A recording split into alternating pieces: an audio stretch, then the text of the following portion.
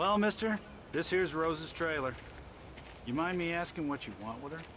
We're just here to talk to her, pal.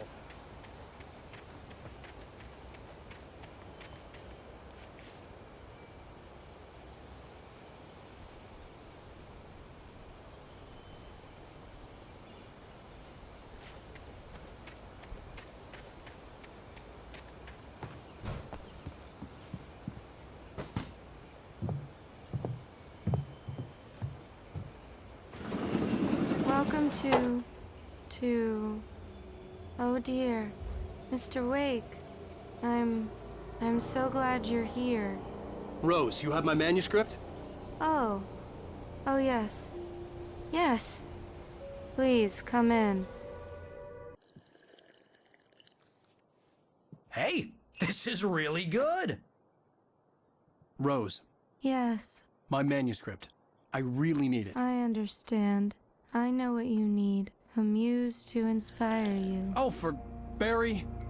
She doesn't have anything. Yeah, hey, Al, what's... Oh... Barry! What? What?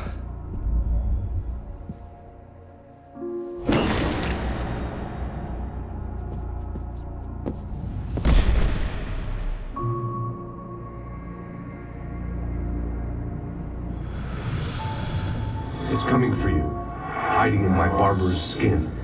I'm too weak to stop it. You must turn the lights on. I promised I'd come visit you and your lovely wife. You must finish what you started. I insist. You must turn the lights on. Turn the light on. Back to work, boy.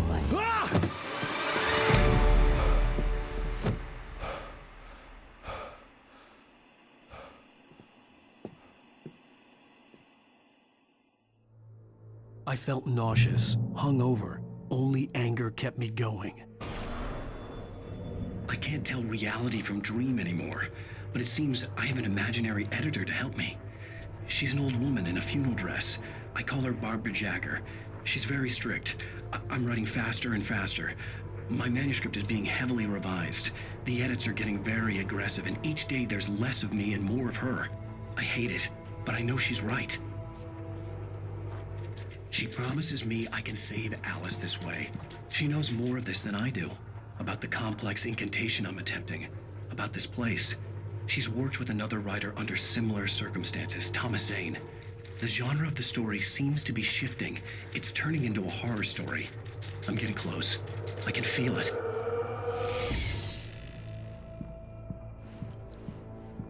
Rose took a day from me. I had less than 12 hours left to meet the kidnapper. All I could do was get Barry into the car, work something out once I got on the road. Barry was out of it. He was way too heavy to carry. You're right. I deserve more money. I'm so handsome. My gun and flashlight were gone. I'd have to find a way to get Barry into the car as quickly as possible. There was no time to waste. Mr. Randolph liked Rose. That little smile she had, how she was still sweet when life had tried so hard to make her bitter. It wasn't any of his business what she did in her trailer, but those strangers, the writer and his smart-ass sidekick, looked like trouble, and they'd been in there for hours, way past her normal bedtime. He reached for the phone and called the sheriff's station.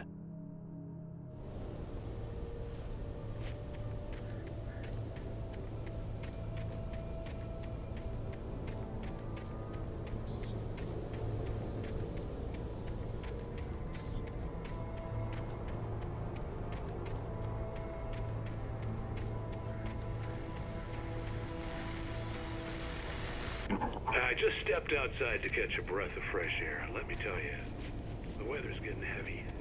Nights like this make me especially glad I'm here talking to you and not home in bed. Once the weather takes a turn like this, I can't sleep at all. It's all tangled bed sheets and dark thoughts, punctuated by the occasional plunge into nightmare. Is it just me? Well, perhaps it is. But I hope I can make the night a little bit easier to get through. Caller, you're on KBF FM. Hey, Pat, it's Walt Snyder. What's on your mind, Walt? Well, I ain't the way you are, bud. Well, I can't sleep either, you know? I just been staring out the window here, trying to make sense of it all, but, I ain't been drinking either, you know? Well, you sound like a man with a problem, Walt. I had argument with Danny. You know Danny, and, then I got in trouble with the law, you know, and, I'm just, well... I heard something like that, Walt. Yeah, well, you know, Danny's my best friend, and, they let me out on bail today, and now I'm just alone here at the window, you know, waiting, man, and there's something... I was just outside looking up at the sky above our broadcast.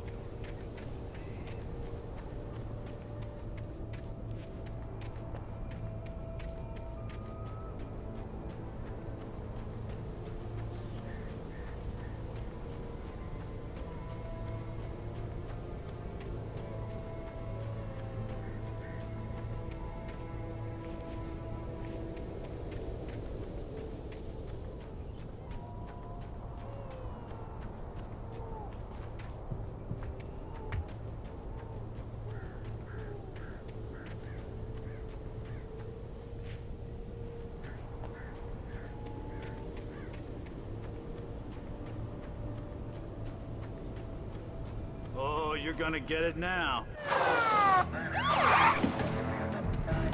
God knows what you've done to that poor girl. This is Agent Nightingale, FBI! Get him up, Hemingway! You're under arrest! You move a muscle, I'll unload right in your goddamn face! Stay right where you are, Blaine!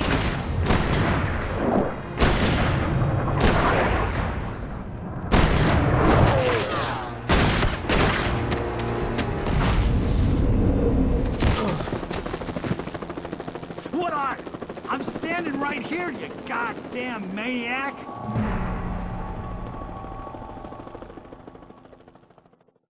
I hated to leave Barry behind, but there was no way I'd miss my appointment with the kidnapper. Give it up, Mr. Wake. Come on. Take it easy on it.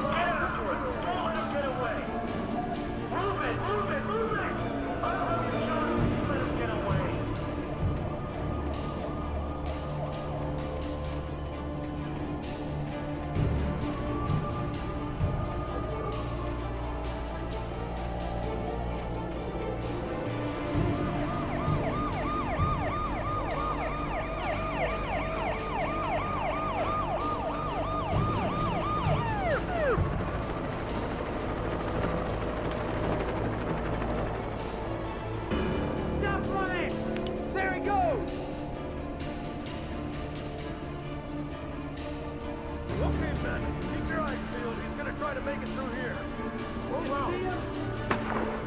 Oh, damn.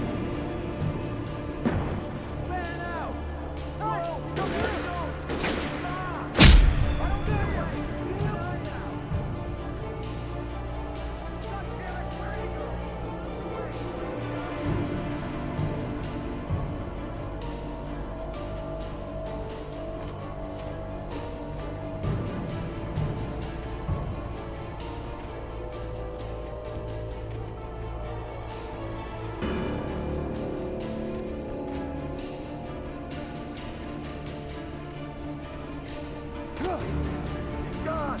Come on, guys. We need to head him off. For decades, the darkness that wore Barbara Jagger's skin slept fitfully in the dark place that was its home and prison. It was hungry and in pain. It dreamed of its nights of glory when the poet's writing had called it from the depths and given it a brief, terrible taste of power and freedom. The rock stars had stirred it from the deep sleep the poet had sunk it back to in the end. When it sensed the rider on the ferry, it opened its eyes.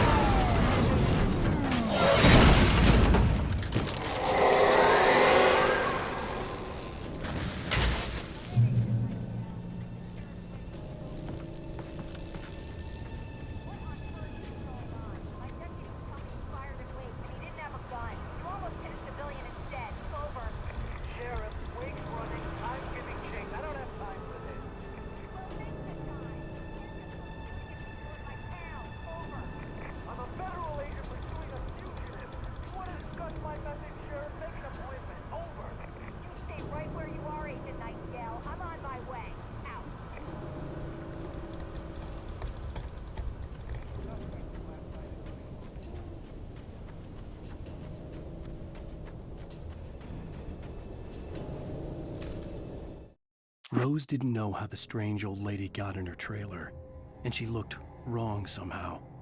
The woman showed her teeth in an approximation of a smile and traced a finger down Rose's cheek. "Pretty girl," she said. Rose felt as if she was falling asleep, but her knees didn't buckle. The crone spoke in a whisper, her words ice cold and dark in Rose's ear.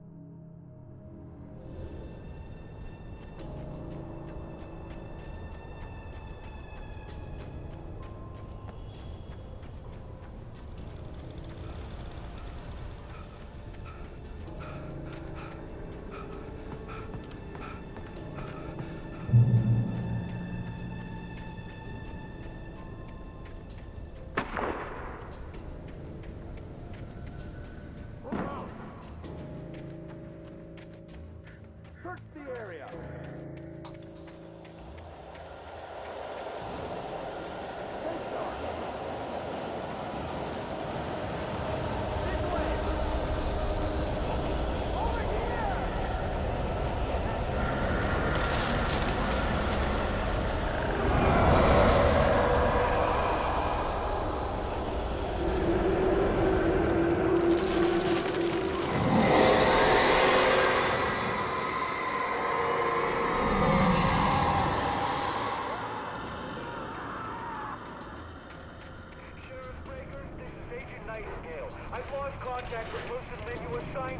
This horror was everywhere I went, circling me.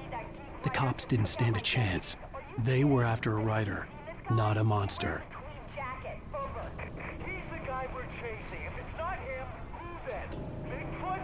Over. I don't know yet, but I'm not in the habit of jumping to conclusions. That tends to come back and bite you in the ass. Out.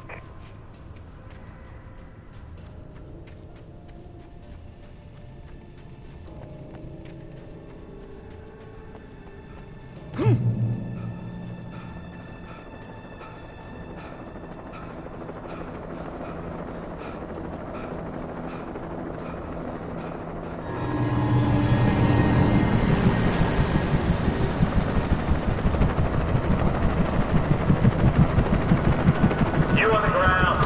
Hold it right there. There's nowhere to run. Freeze!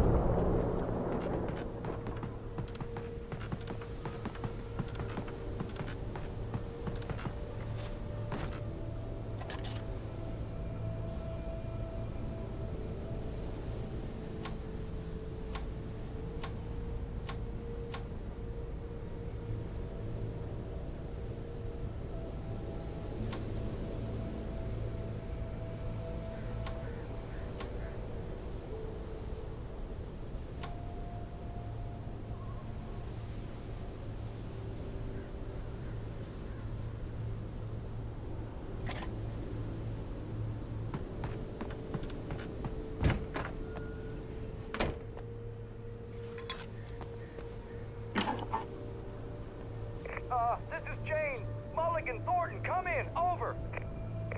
Thornton here. James, we got both Wheeler and Rose in custody. They didn't put up a fight or anything. Why, they were... Hey, what are you... Come on! Sit down and give me that. James, Mulligan here. Over. Go ahead, Mulligan. Over.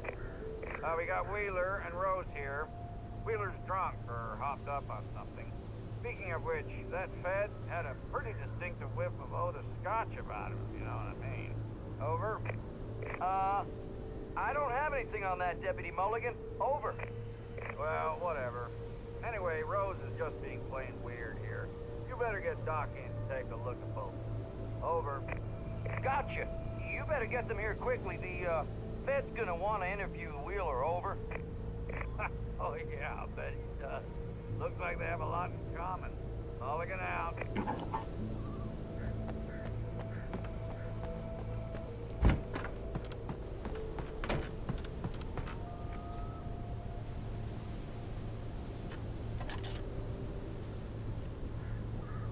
I could see the lights of the radio station in the distance.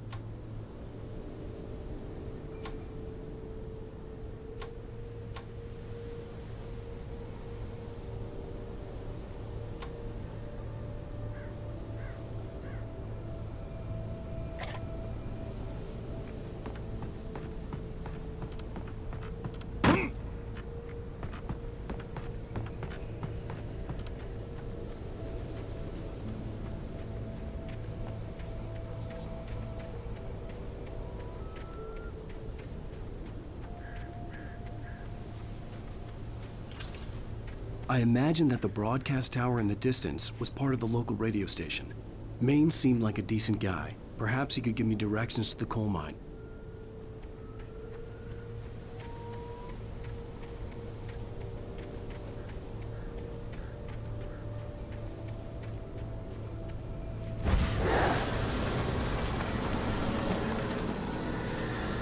Unnatural shadows clung to the gate.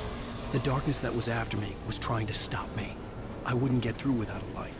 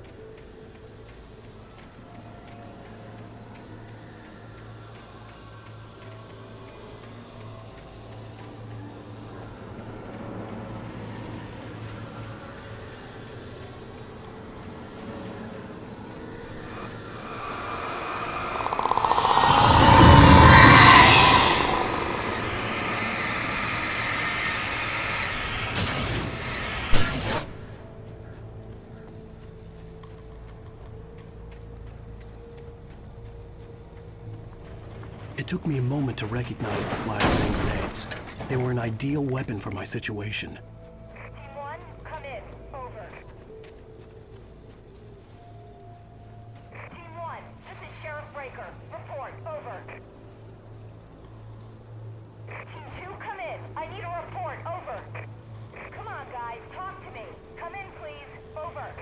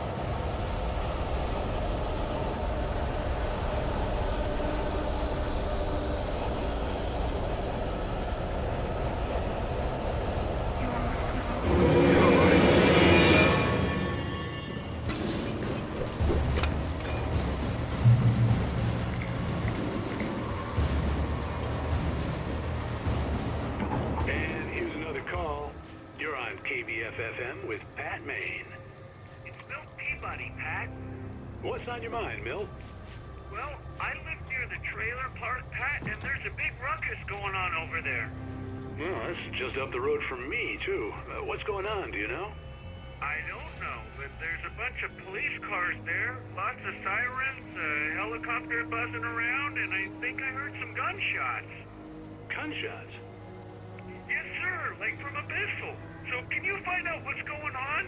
Because it's just next door and they're popping off guns there. They're still shooting? No, it was maybe 10-15 minutes ago. It sounds serious, Pat. I'm telling you, it don't sound like no party. I'm certainly going to give the station a call, Milt. Okay. You'll hear it here as soon as I hear from them. Okay, thanks.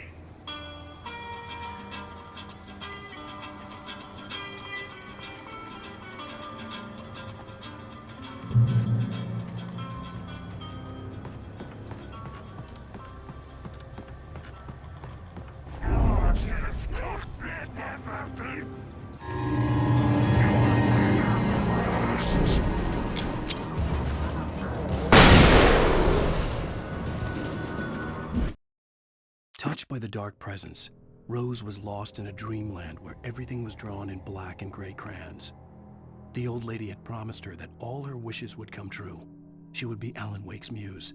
She was smiling so hard it hurt her face. She crushed a bottle full of sleeping pills into the coffee. Deep down inside, she was screaming in terror.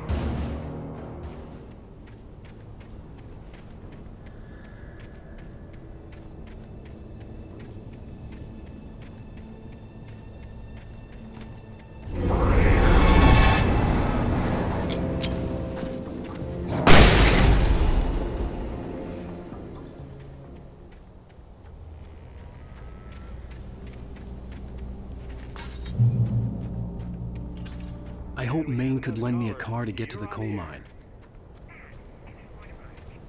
Why, hello, Lorna. What do you have for us?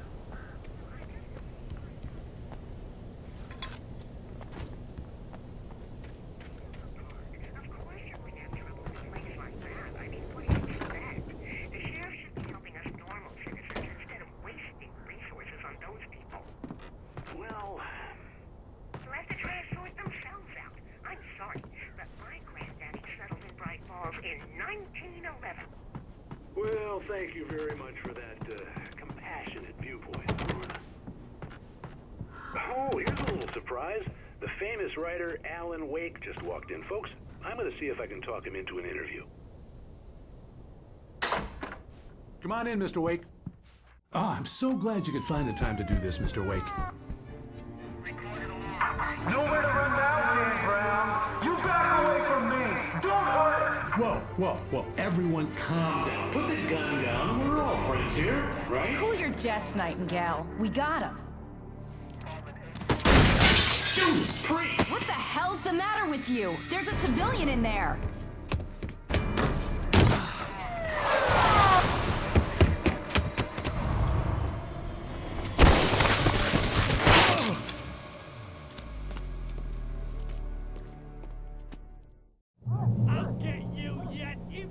kills me, you hear me?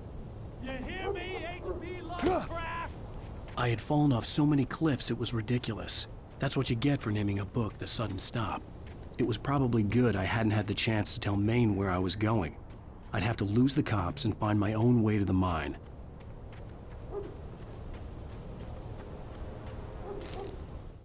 Nightingale stared through the broken studio window into the dark woods. He turned around, started to walk out, but Maine grabbed his arm. "Young man, you almost shot me. You don't shoot off rounds at people like that. What's the matter with you?" Nightingale shook his arm free, marched out.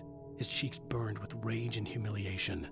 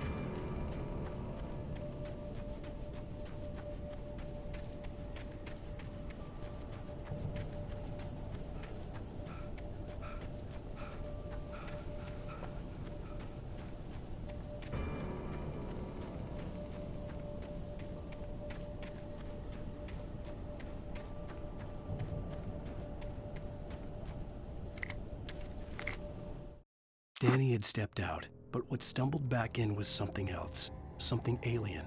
A monster. Walter tried to kill it, first with his fists, then a chair. It wouldn't die. Instead, it kept coming, unaffected by the beating it had taken. After Walter managed to kick it down the cellar stairs, fear took over. He ran, got behind the wheel, gunned the engine. The booze wouldn't make him forget, but he knew he had to try.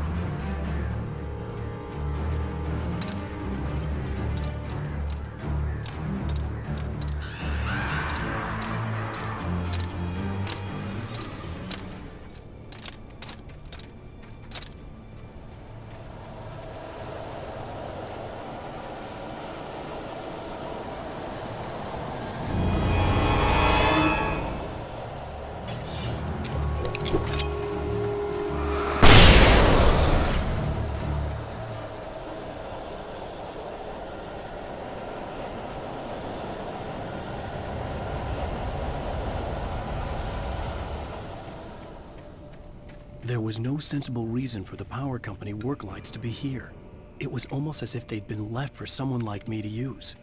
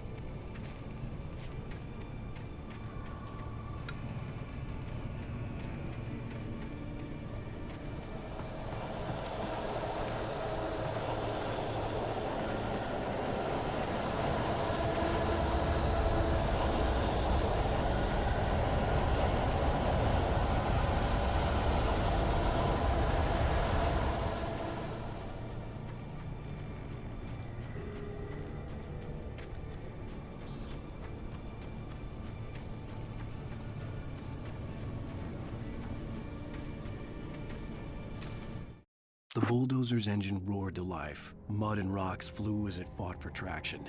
It crashed through the concrete wall and landed heavily in the yard.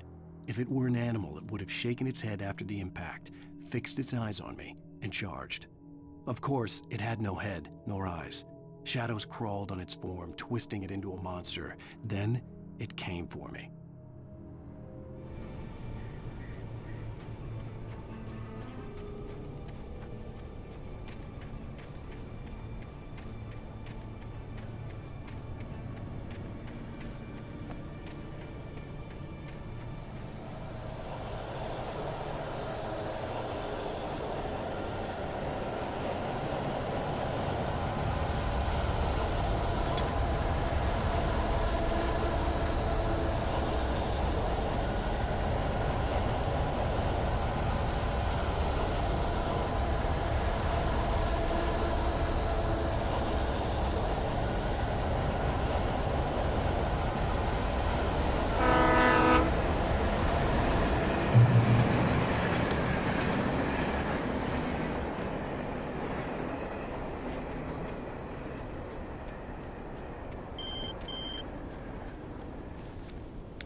Hello?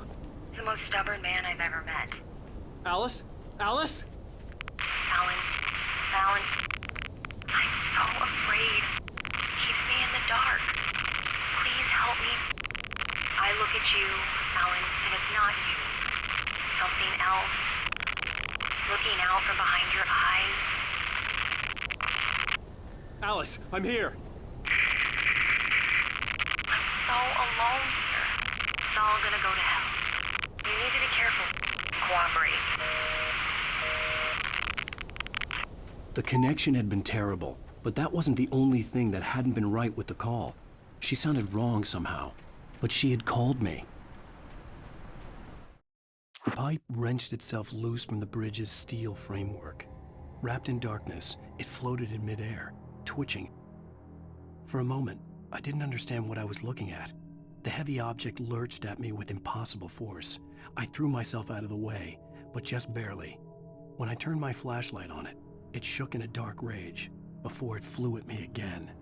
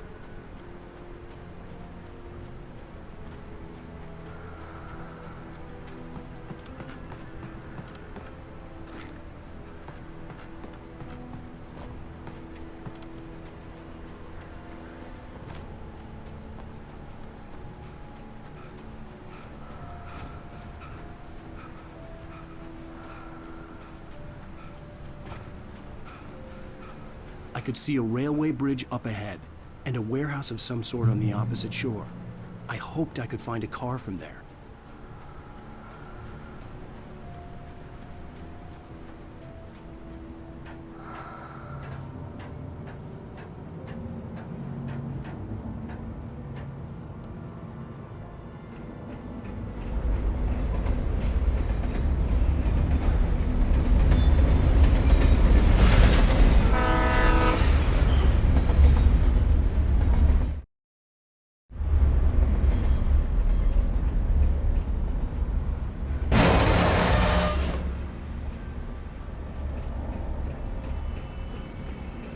The darkness that was pursuing me was growing stronger, and it was taking over everything in its path.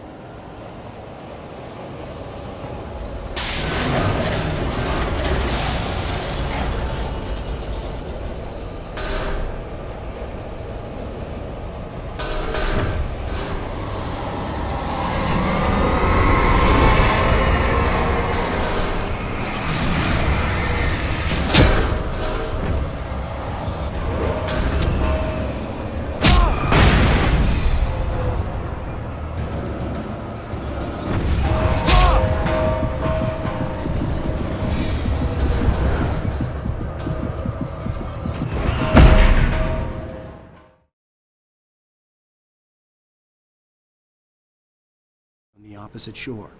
I hoped I could find a car from there.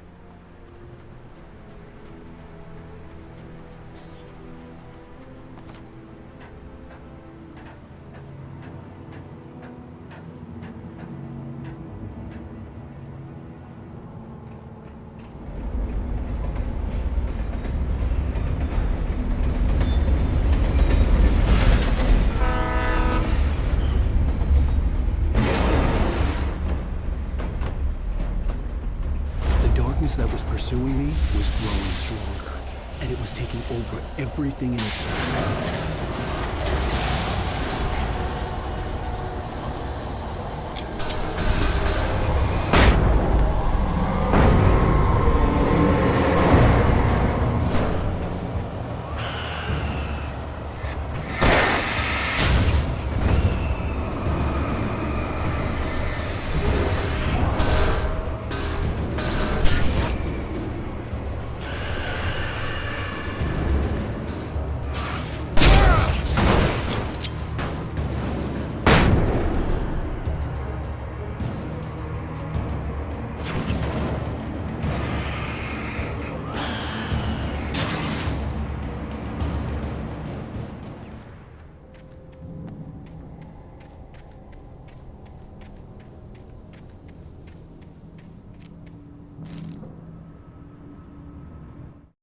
slammed the door shut right in his smug face. He pleaded for me to open the door. True to form, the asshole actually thought I would obey. I had no sympathy left, no guilt either, not for him. I took a moment to savor the scream.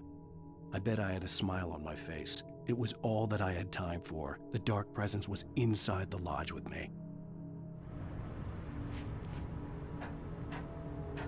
As a teenager, just starting to get interested in writing, Stephen King had been a source of inspiration to me. I thought about all the inanimate objects that had come to life in his books. No one is safe in a good horror story. Certainly not the protagonist. That's what makes them fun. This was anything but. The darkness could possess anything, and it was getting closer.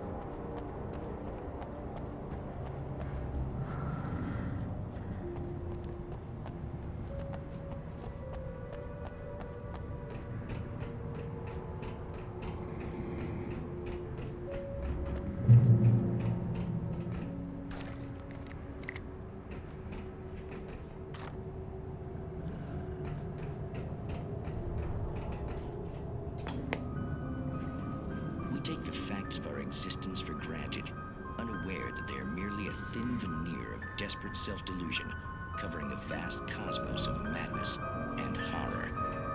All too often, the stars are right.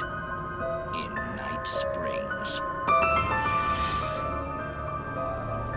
Tonight's episode, a family occasion. Journalist Alvin Durleth's trip to study the local customs of an insular community in Night Springs has been less than successful. Until tonight.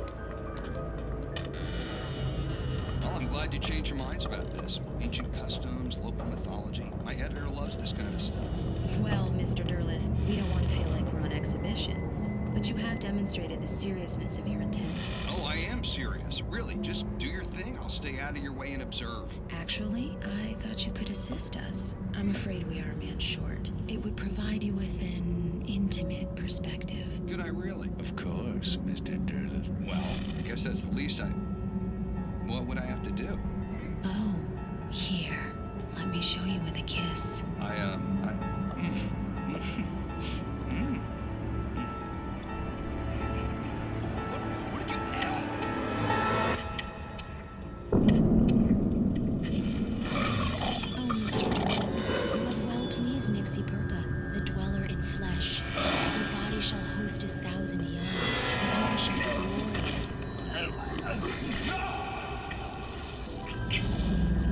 Shh, darling. Be calm.